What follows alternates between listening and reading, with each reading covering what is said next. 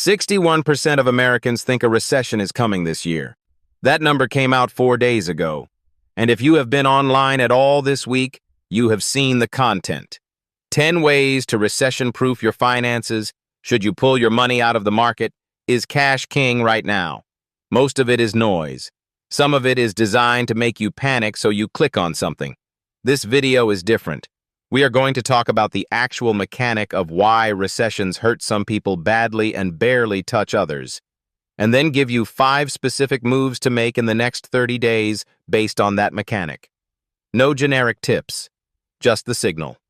Here is what is actually happening right now. Tariffs have created real uncertainty. JP Morgan put the probability of a recession at 40% in late March. The stock market is volatile. Consumer confidence is dropping, and Gen Z, which is already the generation most exposed to economic shocks, is making no-buy lists, cutting spending, and genuinely worried about what comes next. That worry is rational, but the response most people have to that worry, which is either freezing completely or making panic moves, is not. Here is the mechanic that separates the people who come out of recessions okay from the people who do not. A recession does not hurt everyone equally. It does not even hurt everyone at the same income level equally. The difference is not how much you earn. The difference is the gap between what you earn and what you spend. People who live at the edge of their income, spending essentially everything they make, have no buffer when income drops or expenses spike. People who have a gap, even a small one, have room to absorb the shock. That gap is not just a financial cushion. It is optionality. It is the difference between a recession being a crisis and a recession being an inconvenience. 5 moves, 30 days. Here is how to use them. Move 1. Build the buffer first. Before you think about investing, before you think about paying down debt aggressively, before anything, 3 months of essential expenses in cash. Not invested, not in crypto. Cash in a high-yield savings account that you do not touch. This is the single most recession-protective move you can make right now. If income drops, you have 90 days to figure it out without making a bad decision under pressure. Most people skip this step because it feels boring. It is the most important step. Move 2. Freeze lifestyle creep right now. Do not cut what you already have. Cutting is hard and rarely sticks. Just do not expand. No new subscriptions, no apartment upgrades, no purchases you were going to make anyway because you deserve it. The recession window is the single best time to hold the line on lifestyle, because holding it now costs you nothing, and failing to hold it now could cost you the buffer you just built. This is not forever. It is 30 days of discipline that could determine whether the next 6 months feel manageable or genuinely difficult. Move 3. Do not sell your investments. This is the hardest one because the market dropping feels like losing money. It is not. Unrealized losses are not losses. The only way a market drop becomes a permanent loss is if you sell during it. Every major market crash in history, 2008, 2020, every one, has been followed by a recovery. The people who came out ahead were not the ones who timed the bottom. They were the ones who did nothing and waited. If you are young, which you are, time in the market is your actual edge. A down market is not a threat to you. It is, counterintuitively, an advantage, but only if you do not sell. Move 4. Build your no-buy list intentionally. Gen Z is already doing this, but most no-buy lists are reactive. You cut things because you are scared, and then you resent the cuts and abandon them in 3 weeks. The version that actually works is different. You sit down and pick the 2 or 3 categories where you are genuinely willing to cut, not because you are forced to, but because those categories do not actually bring you much value relative to what they cost. You are not restricting yourself.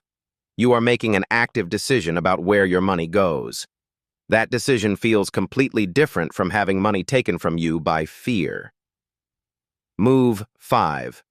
If you have the buffer, use the dip.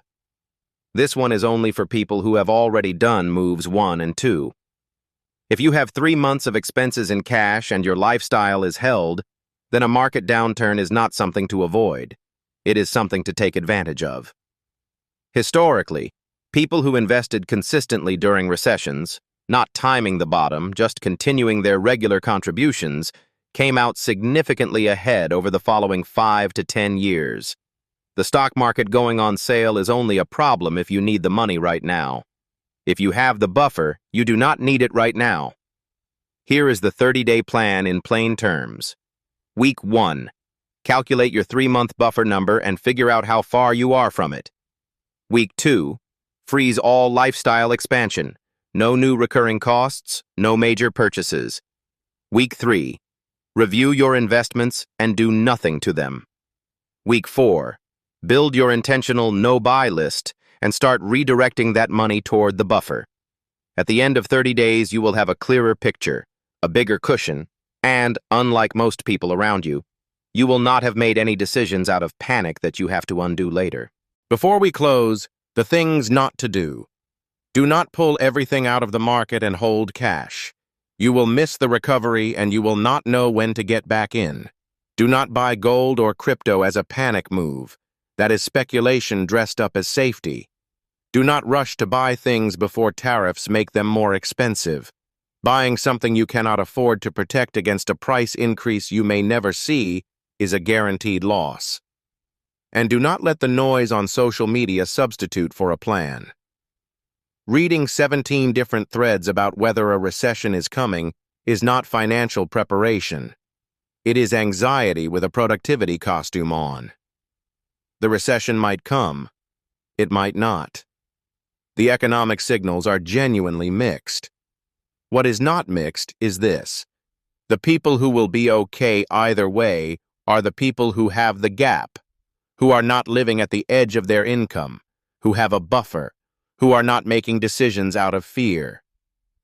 That position does not require a high income. It requires the mechanics we have talked about in this channel for the last 12 videos. The gap protects you. Not the market timing, not the perfect investment, not pulling your money at the right moment. The gap between what you earn and what you spend. That is the only recession-proof move that has worked across every economic downturn in modern history. If you want the most practical framework for building that gap, Ramit Sethi's book is still the most honest thing I have seen on this. Link in the description. And if you are ready to start putting your buffer to work, the Binance link is there too. Next video. We are going deeper on the one number that tells you exactly where you stand financially, more accurately than income, savings, or net worth combined. Subscribe so you do not miss it.